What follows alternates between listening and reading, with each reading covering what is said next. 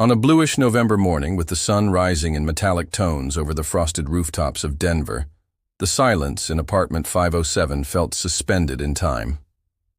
The phone camera, still on, rested on a tripod in front of the vanity. The soft ring light illuminated Amanda's face, frozen in a trained smile that no longer existed. The image looked like something out of a digital storefront, but the air in the room was thick, suffocating, as if some invisible presence lingered there, watching. In the mirror behind her, condensation drops formed almost symmetrical patterns. In the world of appearances, Amanda was a constant presence, lifestyle influencer, motivational speaker, businesswoman.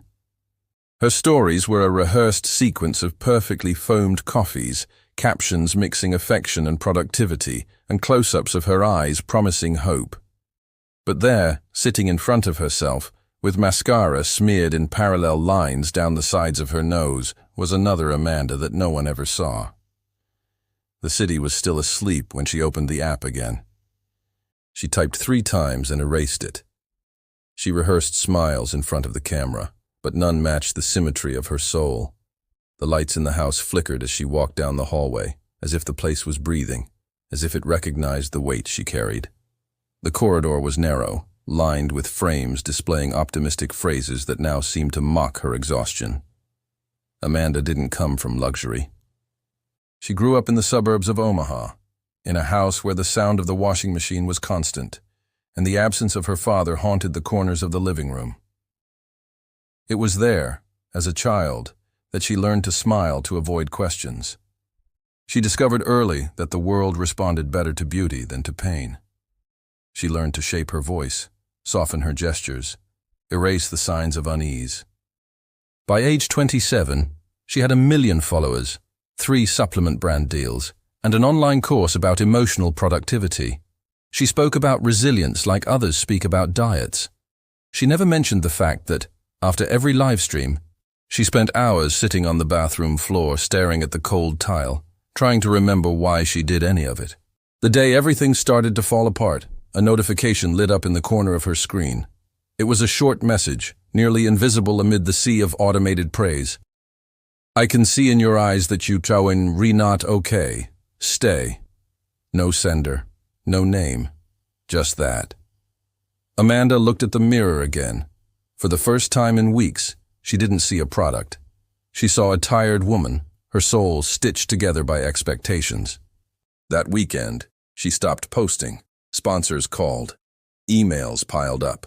Fan messages turned into anxious questions. But Amanda vanished. The algorithm began slowly erasing her, like a memory losing relevance. And yet, it was in that absence that she began to exist. In the silence of her room, she relived the hospital scene from 7 years earlier, when she lost her younger sister to an overdose. The scene never changed.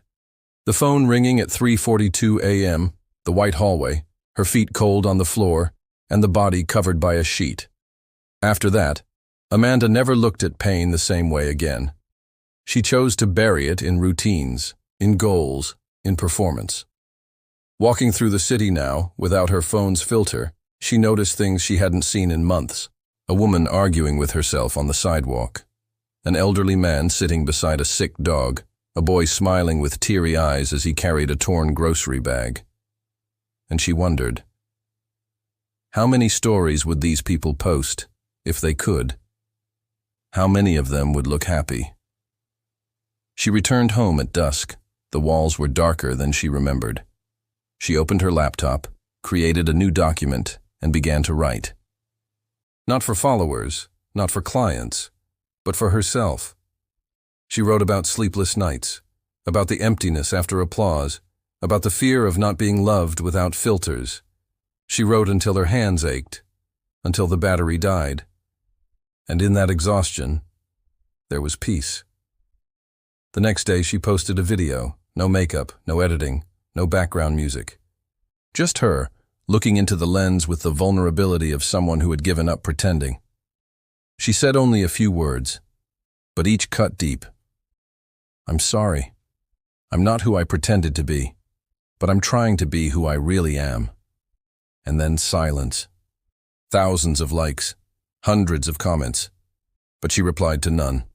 She was at the park, barefoot, feeling the cold grass for the first time in years, far from Wi-Fi, far from scripts, close to what was left of herself. The days that followed were strange. Part of the public praised her courage. Another part criticized her for being weak. But none of that mattered anymore. Amanda no longer needed to please anyone to justify her existence. She started photographing real things: a cloudy sky, a scar on her knee, a dried tear on her pillow. She posted without captions. In the following weeks, other influencers began doing the same. Small, soundless videos, raw images. A wave of unpolished humanity began to spread. And without even realizing it, Amanda had started a movement. Not of trends, but of truth. An epidemic of reality in a world saturated with rehearsals. Her phone still vibrated sometimes, but she chose when to answer. The lights in the apartment stopped flickering. The mirror no longer reflected a character. And deep in her eyes, something new was growing. Not a brand, but a healed soul. In the final scene, Amanda walks alone down an empty street at dusk. The lampposts cast long shadows over the wet asphalt. She stops in front of a storefront where, days earlier, she had seen herself trying to smile. Now, she simply watches her reflection with quiet strangeness. Behind her, a neon sign blinks slowly, and it feels as if the world is finally moving at the pace of her breath. The camera slowly pulls away, revealing the city in its imperfect beauty, with its layered sounds and rushed souls. And then a phrase appears like a whisper among blurred images. Stories are staged, but your pain is real. Likes don't save, comments don't heal, but maybe, by sharing what's true, someone, somewhere, will breathe easier knowing they're not alone.